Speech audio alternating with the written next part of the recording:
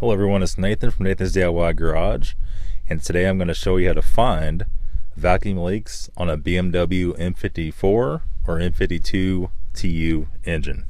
Okay, so let's say I get a car in, it's having lean codes, it's running badly, obviously it has a vacuum leak. So we're just going to go ahead and start off with a few things right away. First of all, we're going to look at this line right here.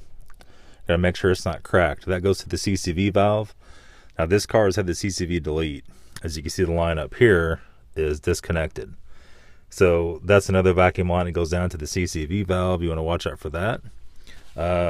You can't use a can of carburetor cleaner and spray around all the joints. You could spray around the vacuum log right here. It has little O-rings there. You want to look at these hoses up here going to each side of the vacuum log and make sure that they're not messed up, make sure they're not squishy, make sure they're not cracked. Okay, so on the other side of that, the CCV itself could be leaking. Here's the oil dipstick tube. That goes down into the bottom of the engine. Around the dipstick tube, there is a O-ring. Now, if that O-ring leaks and your CCV valve is hooked up, you know, that could be a vacuum leak there. What the CCV valve does, it pulls vapor away from the engine, but it also pressurizes in a negative vacuum the whole crankcase.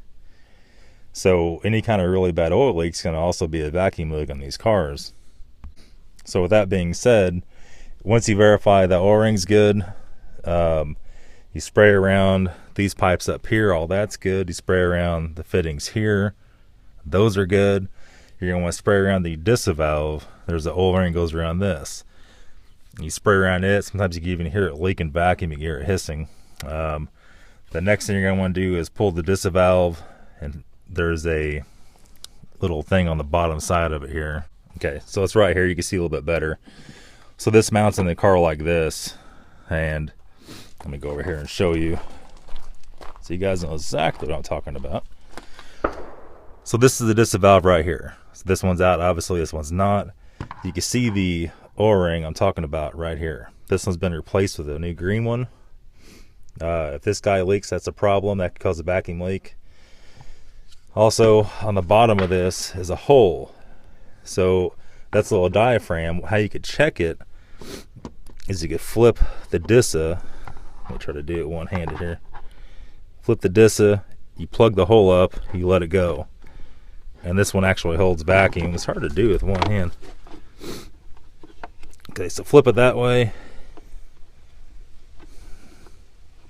Hold the hole with your thumb. And see, it's holding it. If I let go of my thumb, I can barely see it.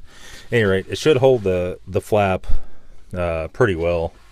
That could be a bad vacuum leak. Also look at the DISA valve at the case. If there's any cracks or any damage around any of this kind of stuff, the diaphragm or any of that.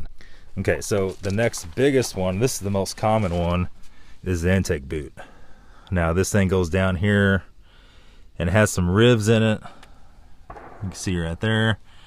Coming out of the boot, it has this little 1-inch spout coming out. And you can see the ribs in it. And that get cracks in it there. That's probably the most common. Also, it rips out around this guy here. Okay, and while you're checking everything out, you want to go ahead and check out this hose here going to the secondary air pump. Now, this is a 3 series car. On a 5 series, that pump is going to be in the bumper. It's going to have a hard plastic hose on it. The newer 3 series might have a hard plastic hose on these. This one has a rubber. If they get really squishy, you can see there my fingerprint indentation actually stays in it. That hose is pretty much crap. I have seen also to where the secondary air valve will actually crack on the bottom, and that's held in by 2 bolts. Can't see it very good on here, but that thing could actually crack in half, and that can also cause a lean code too.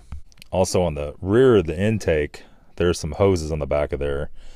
I'm going to take you to the other car here and I'm going to show you what I'm talking about. Okay, so on the rear of this intake, you can see there's some small vacuum lines back here that go through the solenoid. You could actually just reach behind and feel behind there. Make sure all that's hooked up. If any of that feels rotten, if it feels really squishy, you probably need to replace that stuff. You may or may not have to take the intake off to do that. On the 5 series, you have a lot of room back here. On the 3 series, you have no room back there. And also how it works too with your brake booster line is right here. So it goes in your brake booster, it goes up to your boot that plugs in your intake up here, and then that tees off and it goes down under, and that's going to plug in up behind the throttle body. Okay, so you can pretty much reach your arm down there and feel that hose. Make sure it feels okay. Make sure it's not ripped or has any kind of issues at all. Okay, and also you're going to look around your fuel injectors. Your fuel injectors are sitting down here, and you can see them there. You can see them right there. And they have an O-ring at the top and the bottom of each fuel injector. So sometimes those will leak. They may or may not be leaking gas, but they definitely could be leaking vacuum, especially if someone's had the fuel rail off and did not put it back on right. And a lot of times you can take carburetor cleaner, you can spray around the injectors. If you notice any kind of difference in the RPM of the engine, if it dips up or dips down on any time you're spraying around any of this stuff, then you have a vacuum leak.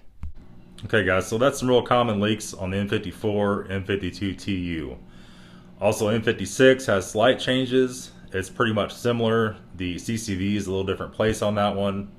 Anyway, that's all for today's video, guys. If you like today's video, give it a thumbs up, leave a comment, don't forget to subscribe. Also check me out on Facebook, Instagram, and Twitter, Nathan's DIY Garage. Thank you.